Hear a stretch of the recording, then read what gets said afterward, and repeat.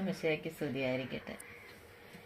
നമ്മൾ ബൈബിൾ വായിക്കാൻ ആദ്യമായിട്ട് തുടങ്ങാൻ പോകും. അപ്പോൾ അതിന് മുന്നായിട്ട് നമുക്ക് വചനം, നമ്മൾ പുസ്തകം വായിക്കുന്ന പോലെയല്ല, വചനം വായിക്കാൻ നമുക്കൊരു പ്രത്യേക ഒരു അനുഭവമാണ് വചന വായനയിൽ ഒരു സന്തോഷം കിട്ടുക എന്ന് പറയുന്നത്.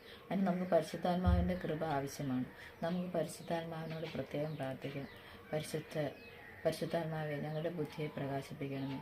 ഈ വായിക്കുന്ന വചനം മനസ്സിൽ ഉൾക്കൊള്ളാനും അതനുസരിച്ച് ജീവിതത്തിൽ പ്രാവർത്തികമാക്കാനുമുള്ള ഒരു കഴിവ് നമുക്ക് ഉണ്ടാകണമേ എന്ന് പ്രാർത്ഥിച്ചുകൊണ്ട് നമുക്ക് വചന വായന തുടരാം. ഇന്ന് 31-ാമത്തെ അധ്യായമാണ് നമ്മൾ വായിക്കുന്നത്. 31-ാമത്തെ അധ്യായത്തിൽ 1 മുതൽ 31 വരെയുള്ള വചനങ്ങളാണുള്ളത്. നമ്മൾ വായിക്കാം. ദൈവം പ്രപഞ്ചത്തെ സൃഷ്ടിക്കുന്നു. ആദിയിൽ ദൈവം ആകാശവും ഭൂമിയും സൃഷ്ടിച്ചു. ഭൂമി രൂപരഹിതവും ശൂന്യവുമായിരുന്നു. ആഴത്തിന് മുകളിൽ അന്ധകാരം വ്യാപിച്ചിരുന്നു. ദൈവത്തിൻ്റെ ചൈതന്യം വെള്ളത്തിന് മീതെ ചലിച്ചുകൊണ്ടിരുന്നു.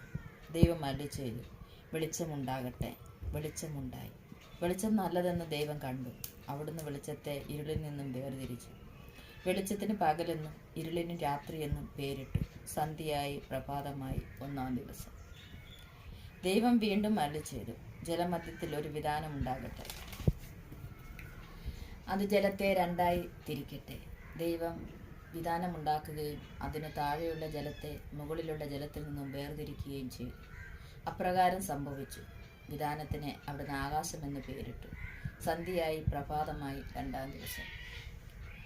ദൈവം വീണ്ടും അരുളിച്ചെയ്തു, ആകാശത്തിന് കീഴിലുള്ള വെള്ളമെല്ലാം ഒരിടത്ത് ഒരുമിച്ച് കൂടട്ടെ. കര പ്രത്യക്ഷപ്പെടട്ടെ. അങ്ങനെ സംഭവിച്ചു. കരയ്ക്ക് ഭൂമിയെന്നും ഒരുമിച്ചുകൂടിയ ജലത്തിന് കടലെന്നും ദൈവം പേരിട്ടു. അത് നല്ലതെന്നേ അവിടുന്ന് കണ്ടു. ദൈവം അരുളിച്ചെയ്തു, ഭൂമി എല്ലാത്തരം ഹരിതസസ്യങ്ങളും ധാന്യച്ചെടികളും വിത്ത് ഉൾക്കൊള്ളുന്ന ഫലങ്ങൾ കായ്ക്കുന്ന വൃക്ഷങ്ങളും മുളപ്പിക്കട്ടെ. അങ്ങനെ സംഭവിച്ചു. ഭൂമി എല്ലാത്തരം ഹരിതസസ്യങ്ങളും ധാന്യച്ചെടികളും വിത്തുള്ള ഫലങ്ങളോടുകൂടിയ വൃക്ഷങ്ങളും മുളപ്പിച്ചു. അവ നല്ലതെന്ന് ദൈവം കണ്ടു. സന്ധ്യയായി പ്രഭാതമായി 3-ാം ദിവസം.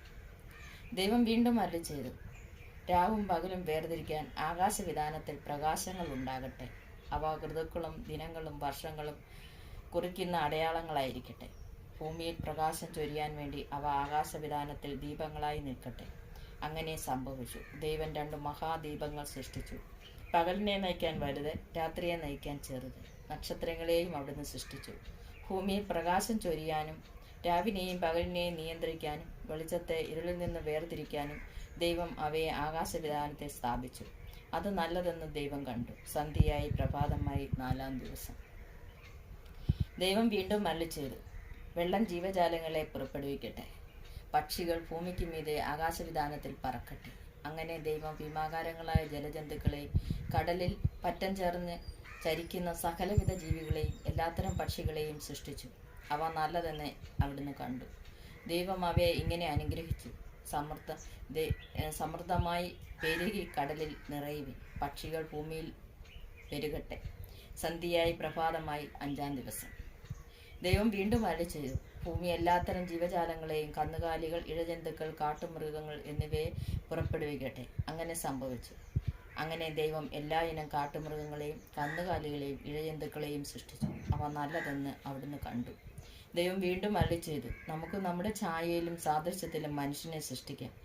അവർക്ക് കടലിലെ മത്സ്യങ്ങളുടെയും ആകാശത്തിലെ പറവകളുടെയും നാൽക്കാലികളുടെയും ഭൂമി മുഴുവൻ്റെയും ഭൂമിയിൽ ഇഴയുന്ന സർവ്വജീവികളുടെയും മേൽ ആധിപത്യം ഉണ്ടായിരിക്കട്ടെ. അങ്ങനെ ദൈവം തൻ്റെ ഛായയിൽ മനുഷ്യനെ സൃഷ്ടിച്ചു. ദൈവത്തിൻ്റെ ഛായയിൽ അവിടുന്ന് അവനെ സൃഷ്ടിച്ചു. സ്ത്രീയും പുരുഷനുമായി അവരെ സൃഷ്ടിച്ചു. ദൈവം അവരെ ഇങ്ങനെ അനുഗ്രഹിച്ചു, സന്താനപുഷ്ടിയുള്ളവരായി പെരുകും. ഭൂമിയിൽ നിറഞ്ഞ് അതിനെ കീഴടക്കും. കടലിലെ മത്സ്യങ്ങളുടെയും ആകാശത്തിലെ പറവകളുടെയും ഭൂമിയിൽ ചരിക്കുന്ന സകല ജീവികളുടെയും മേൽ നിങ്ങൾക്ക് ആധിപത്യം ഉണ്ടായിരിക്കട്ടെ. ദൈവം അരുളിച്ചെയ്തു, ധാന്യം വിളയുന്ന എല്ലാ ചെടികളും വിത്ത് ഉൾക്കൊള്ളുന്ന പഴങ്ങൾ കായ്ക്കുന്ന എല്ലാ വൃക്ഷങ്ങളും ഞാൻ നിങ്ങൾക്ക് ഭക്ഷണത്തിനായി തരുന്നു.